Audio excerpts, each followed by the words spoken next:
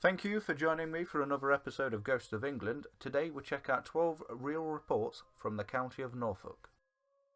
Number 1. Herd's Lantern.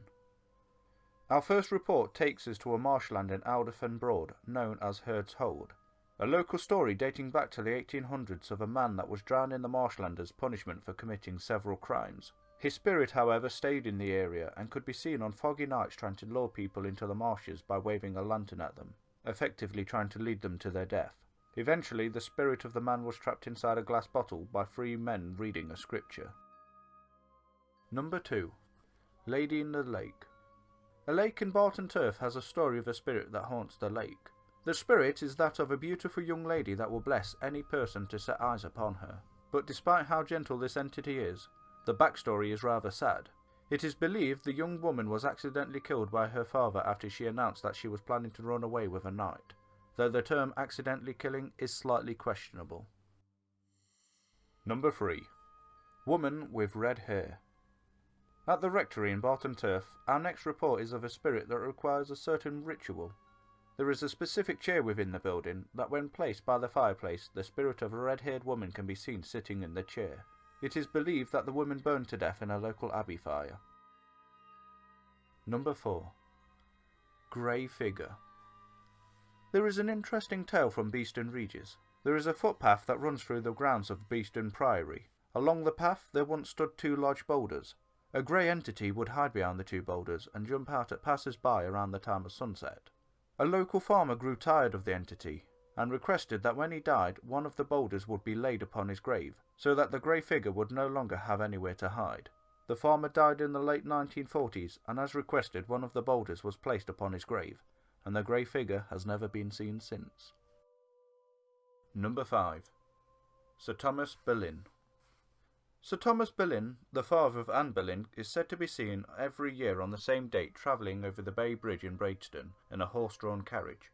The date that his spirit can be seen is the 19th of May, the anniversary of his daughter's death. Though Thomas Boleyn appears to have a very active afterlife, as his spirit has also been spotted in many surrounding areas such as Breckles, duelling with other spirits. Number 6. Claudia.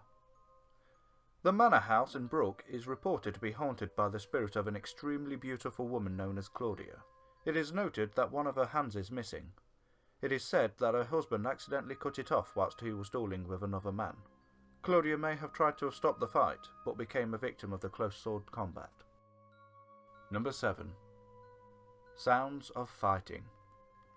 It is said that if you were to visit the Burgh Castle on the 27th of April, you will hear an ancient battle being replayed by Romans and Saxons, as they can be heard clashing swords amongst one another, and their screams echoing around the grounds.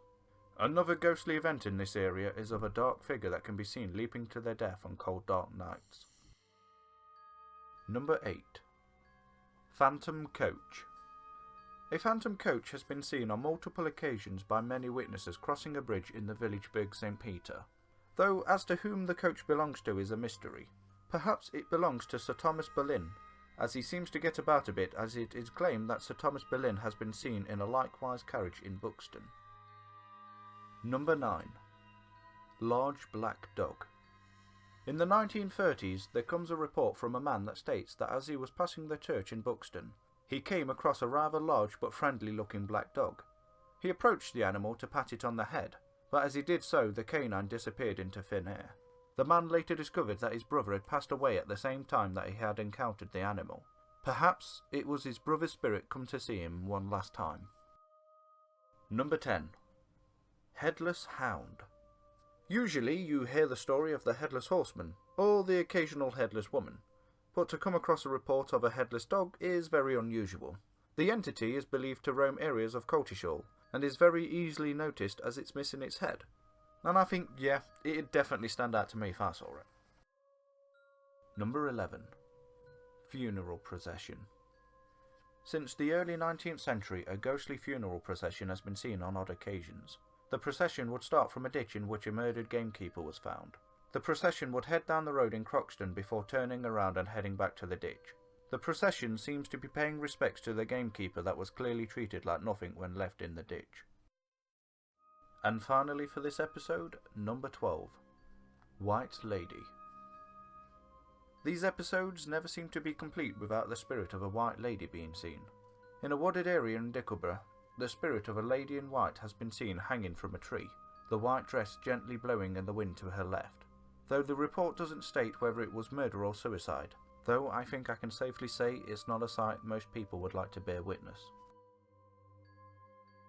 That's it for this episode. Thank you for watching. Have a good day. If you like the video, please hit the like button and I will see you next time.